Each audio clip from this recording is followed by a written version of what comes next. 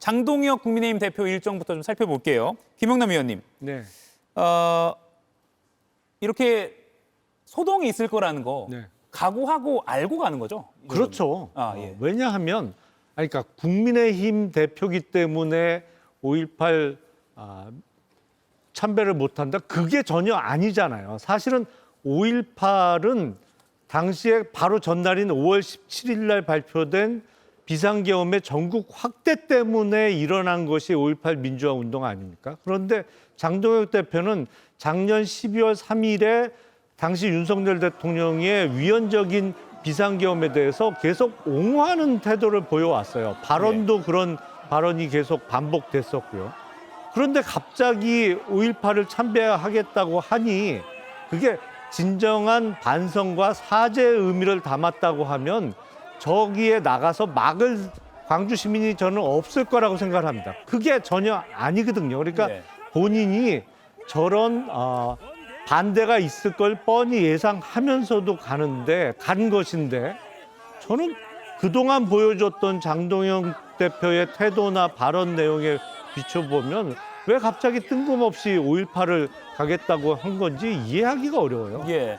잠시 현장음 좀 키워주시죠. 시청자 여러분께 좀 들려드리겠습니다. 시민들이 넌 내란범이야. 네가 어딜 들어오려고 해라고 좀 격렬하게 항의하는 그런 모습도 보였고요. 장동혁 대표의 옷 단추가 좀 떨어지는 그런 일도 있었습니다. 지금 장 대표가 경찰들에 둘러싸여서 발길을 돌리는 모습도 보고 계십니다. 오늘 오후에 있었던 상황이고요. 기자들과 경찰, 항의하는 광주 시민들과 뒤엉켰고요. 이렇게 먼 발치에서 잠깐 묵념을 하는 것으로 참배를 대신했습니다. 홍석준 의원님. 네.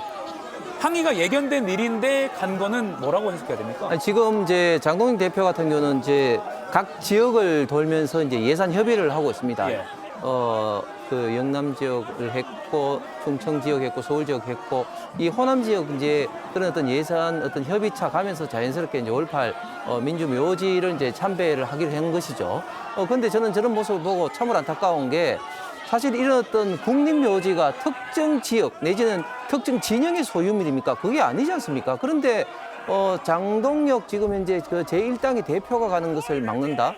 저는 도저히 좀 이해할 수가 없고 저는 저것이 광주 시민 전체의 뜻도 아니라 생각하고 특히 저곳에 묻힌 민주 호국 영령들의 뜻도 아닙니다. 왜냐하면 민주 호국 영령들은 그 당시에 그 전두환 그때 당시에 그 신군부의 비상계엄의 항의에서 일어난 어떤 분들이고 누구보다도 우리 대한민국의 어떤 자유민주주의 어떤 질서 그리고 우리 대한민국의 어떤 발전에 많은 어떤 그런 어떤 생각과 그런 애정이 있으신 분들인데 과연 장동혁 대표가 지금 우파 보수의 어떤 대표로서 그곳에 가서 그 참배를 하겠다는데 그것을 막는다?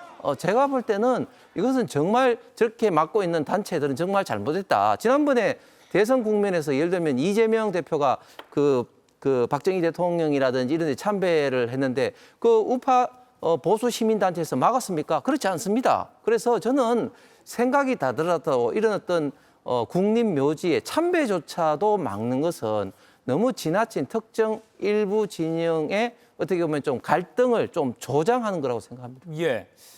의견이 확실히 갈리네요. 장 대표는 광주 시민들의 비판, 항의에 대해서 기자들 앞에서 이렇게 답했습니다. 한번 보시죠.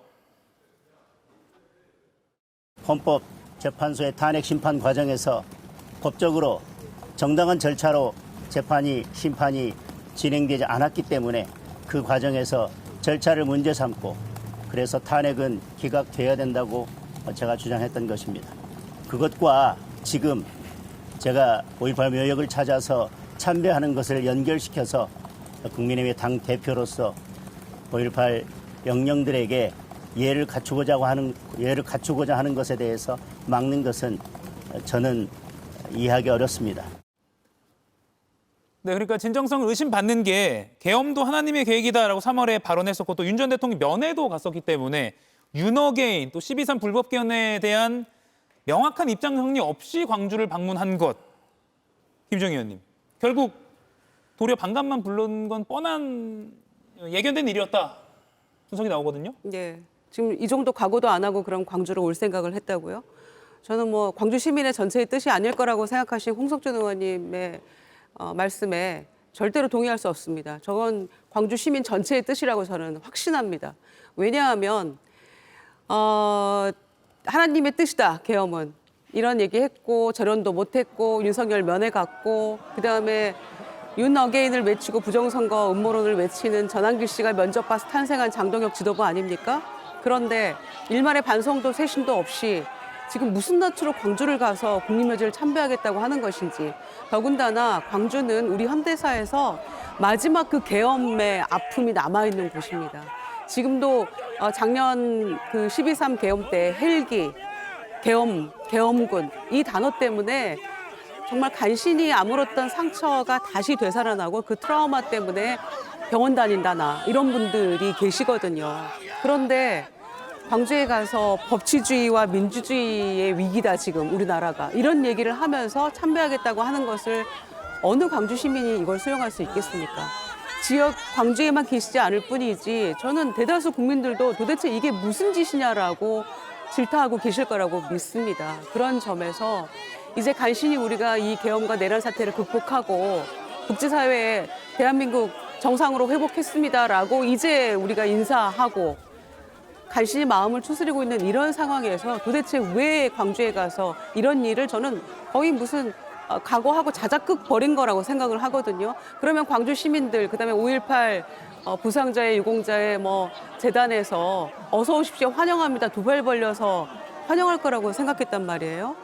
그러니까 지금 당 내부의 이런 상황조차도 제대로 정리하지 못하고 전환길도 지금 정리하지 못하고 있는 거 아닙니까?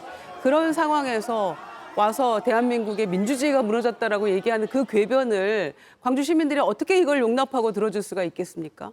정말 정신 차려야 된다라고 생각합니다. 예, 정광재 의원님. 한 달에 한 번 호남을 방문하겠다는 계획도 밝혔는데요. 어떻게 보십니까? 사실 호남 분들이 보수 정당의 마음의 문을 쉽게 열어주지 않죠. 지난번에 윤석열 전 대통령이 보수 정당 가장 높은 득표율을 얻었을 겁니다. 광주에서 아마 12% 얻었던 걸로 기억하는데 여전히 호남 분들이 보수 정당의 이 마음의 문을 쉽게 열지 않는 이유는 계엄과 관련한 이유가 있다고 생각합니다. 5.18이 1980년에 있었던 5.17 전국 계엄 확대에 반대하는 민주화 운동으로 발전됐었기 때문에 그런 거죠. 그렇기 때문에 저는 보수 정당이 이번 계엄에 결코 동의하지 않았다는 점을 국민들께 또 호남 분들께 지속적으로 설명을 드려야 한다고 생각합니다. 국민의힘 이번 계엄에 대해서 반대했고요. 계엄 해제에 투표한 사람도 18명 됩니다. 그리고 탄핵 결정과 관련해서도 탄핵 인용에 수긍했죠. 그런데 윤석열 전 대통령과 국민의힘을 아직도 동일시하는 분들이 많은 것 같습니다. 그런 부분에 대해서는 우리 정당이 좀 고민하고 반성해야 할 부분도 있다고 생각합니다. 예. 우리 정당이 보수의 가치를 추종하는 정당이지 윤석열 개인을 추종하는 정당이 아니었다는 점을 다시 한번 국민께 호소력 있게 설명드린다면 저는 언젠가 호남 분들도 마음의 문을 열 거라고 생각합니다. 한일 관계와 비슷하다는 생각을 저는 개인적으로는 합니다. 일본 언제까지 더 사과해야 하냐 이런 얘기들을 하지만 우리 국민들은 진정성 있게 계속해서 충분한 사과를 요구하고 있는 것 아니겠어요?